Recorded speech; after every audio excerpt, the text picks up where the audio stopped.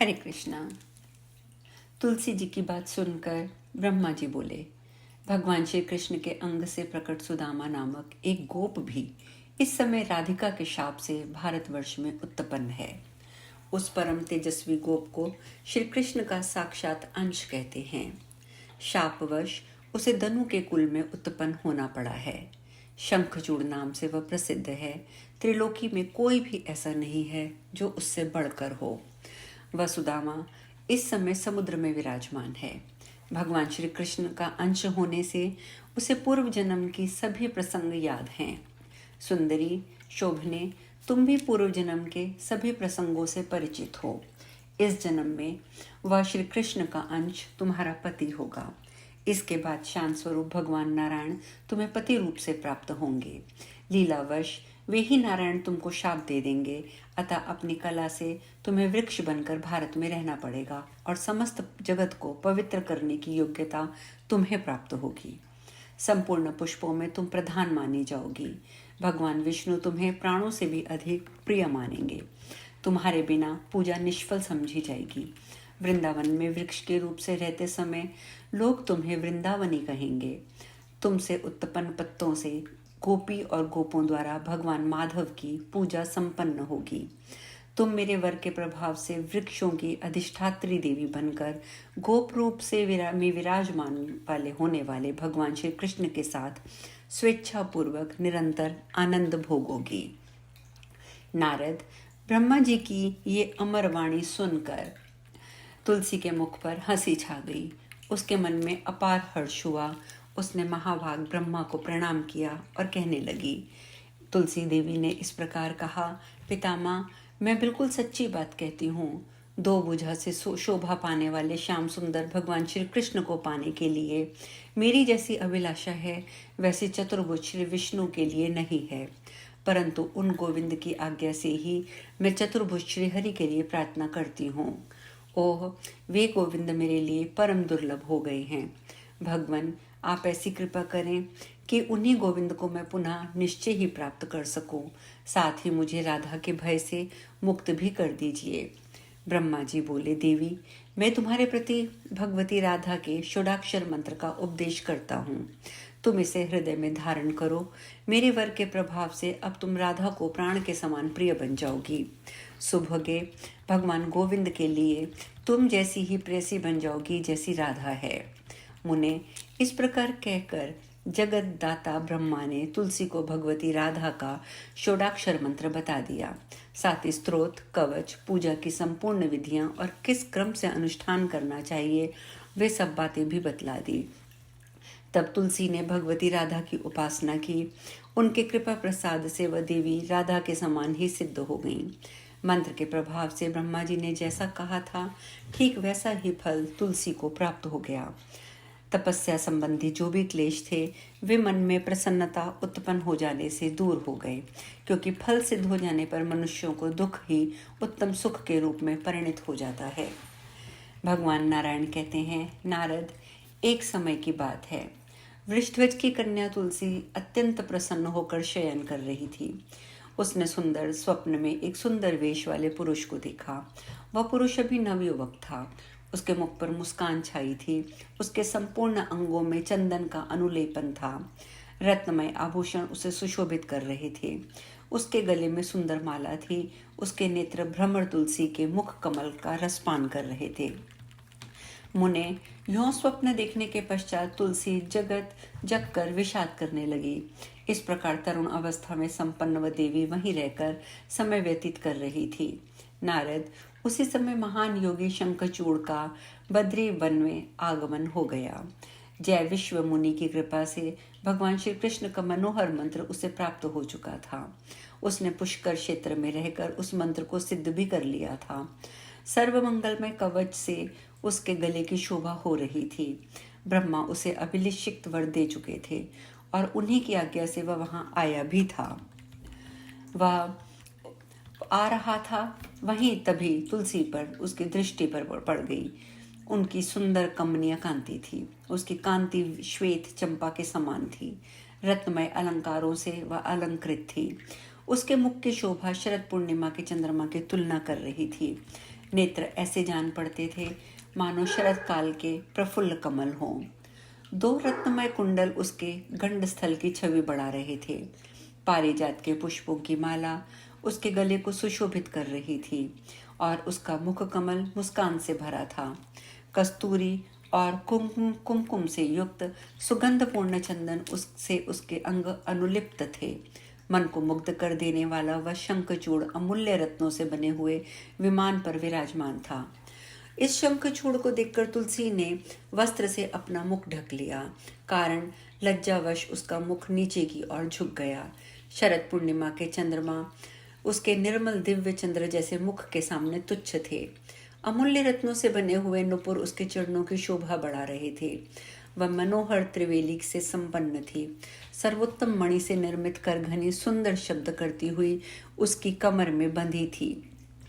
मालती के पुष्पों की माला से संपन्न केश कलाप उसके मस्तक पर शोभा पा रहे थे।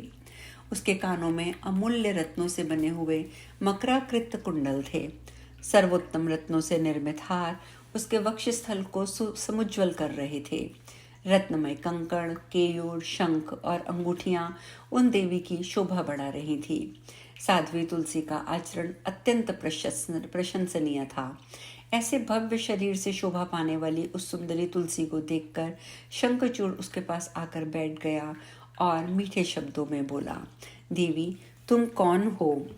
तुम्हारे पिता कौन हैं? तुम अवश्य ही संपूर्ण स्त्रियों में धन्यवाद एवं समादर की पात्र हो। समस्त मंगल प्रदान करने वाली कल्याणी, तुम वास्तव में कौन हो? सदा सम्मान पाने वाली सुंदरी, अपना परिचय देने की कृपा करो। नारद, सुंदर नेत्रों से शोभा पाने वाली तुलसी ने शंखचूड़ के ऐसे वचन सुनकर मुख नीचे की ओर झुका लिया और कहना आरंभ किया। तुलसी ने कहा, भद्र पुरुष, मैं राजा धर्मध्वज की कन्या हूँ। तपस्या करने के विचार से इस तपोवन में ठहरी हूँ। तुम कौन हो? यहाँ से सुखपूर्वक चले जाओ, क्योंकि उच्च कुल की किसी भी अकेली साध्वी कन्या के साथ एकांत में कोई भी कुलीन पुरुष बातचीत नहीं करता। ऐसा नियम मैंने श्रुति में सुना है।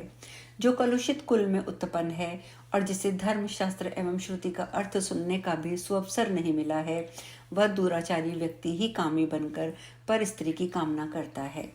स्त्री की मधुर वाणी में कोई सार नहीं रहता, वह सदा अभिमान से चूर रहती है। वास्तव में विष से भरे हुए घड़े के समान है, परंतु उसका मुख ऐसा जान पड़ता है मानो सदा अमृत से भरा हो। संसार रूपी कारागार में जकड़ने के कारण वह सांकल है। स्त्री को इंद्रजाल स्वरूपा और स्वप्न के समान मिथ्या कहते हैं।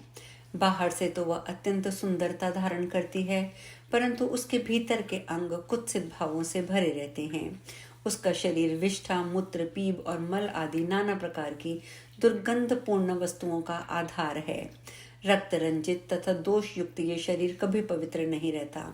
सृष्टि की रचना के समय ब्रह्मा ने मायावी व्यक्तियों के लिए इस मायावी रूपिणी स्त्री का सृजन किया है।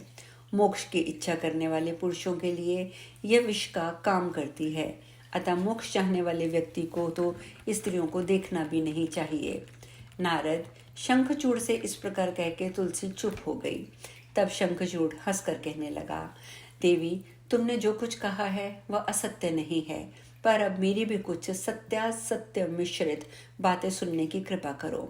विधाता ने 2 प्रकार की स्त्रियों का निर्माण किया है, वास्तव स्वरूपा और दूसरी कृत्या स्वरूपा। दोनों ही एक समान मनोहर होती हैं, पर एक को प्रशस्त कहते हैं, दूसरी को अप्रशस्त। लक्ष्मी, सरस्वती, दुर्गा, सावित्री और राधिका, ये 5 देवियां सृष्टि सूत्र हैं, सृष्टि की मूल कारण हैं। इन आद्या देवियों के प्रादुर्भाव का प्रयोजन केवल सृष्टि करना है।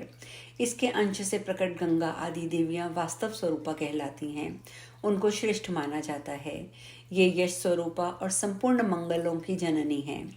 शत्रुपा, देवहूति, स्वधा, स्वाहा, दक्षिणा, छायावती, रोहिणी, वरुणानी, शची, कुबेर पत्नी अदिति, तिथि, लोपामुद्रा, अनुसुया, कोटवी, तुलसी, अहिल्या, अरुंधति, मेना, तारा, मंदोदरी, दमयंती, वेदवती, गंगा, मनसा, पुष्टि, तुष्टि, स्मृति, मेधा, कलिका, वसुंधरा, षष्ठी, मंगलचंडी, धर्मपत्नी, मूर्ति, स्वस्ति, श्रद्धा, शांति, कांति, क्षमा, निद्रा, तंद्रा, शुदा, पिपासा, संध्या, रात्रि, दिवा, संपत्ति, धृति, कृति, क्रिया, शोभा, प्रभा और शिवा स्त्री रूप में प्रकट ये देवियां प्रत्येक युग में उत्तम मानी जाती हैं।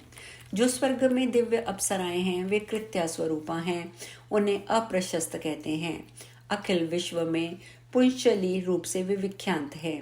स्त्रियों का जो सत्व प्रधान रूप है वही स्वभावतः शुद्ध है, उसी को उत्तम माना जाता है। विश्व में इन साध्वी रूपा स्त्रियों की प्रशंसा की गई है। विद्वान पुरुष कहते हैं इन्हीं को वास्तव रूपा जानना चाहिए। कृत्या स्त्रियों के भेद हैं, रजोमय रूपा और तमोमय रूपा। सुंदरी जो रजोमय रूप वाली स्त्रियां हैं उनमें निम्नांकित कारणों से साध्वीपन रहता है। पर पुरुषों से मिलने के लिए स्थान का ना होना, अवसर ना मिलना, किसी मध्यवर्ती दूत या दूती का ना होना, शरीर में क्लेश होना, रोग का होना, सत्संग का लाभ होना, बहुत से समुदाय से घिरे रहना और शत्रु अथवा राज के भय को प्राप्त होना, इन्हीं कारणों से वे अपने सतीत्व की रक्षा कर पाती हैं। मनीषी पुरुषों का कथन है कि स्त्रियों का यह रूप मध्यम है। जो तमोमय रूप वाली स्त्रियां हैं उन्हें कुमार्ग पड़ जाने से रोक पाना बहुत कठिन होता है। विद्वानों के मत में ये स्त्रियों का अधम रूप है। देवी, तुमने जो कहा है, सत और असत का विचार रखने वाले कुलीन पुरुष निर्जन, निर्जल अथवा एकांत स्थान में किसी पर स्त्री पर कुछ भी नहीं पूछते, सो ठीक है, मैं भी यही मानता हूँ। परंतु शोभने, मैं तो इस समय ब्रह्मा की आज्ञा पाकर ही तुम्हारे कार्य साधन के लिए तुम्हारे पास आया हूँ और गंधर्व विवाह की विधि के अनुसार तुम्हें अपनी सहधर्मिणी बनाऊंगा। आज हम कथा में यही विश्राम लेंगे। शेष आगे की कथा कल। हरे कृष्णा।